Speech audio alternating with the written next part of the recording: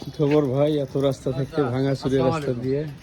ওয়ালাইকুম সালাম, ভালো আছেন তো? আছে আলহামদুলিল্লাহ। কই যাচ্ছেন?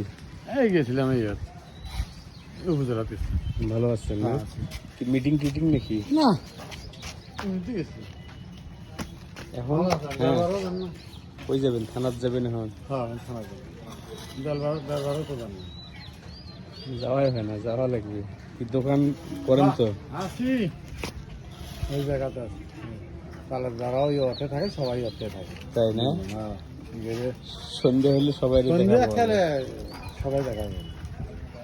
এখন তো পেশিয়ার তো মনে করো বাচ্চা থাকে বন্ধুবেদ আছে এখন এখন নিজ বাড়িতে থাকে।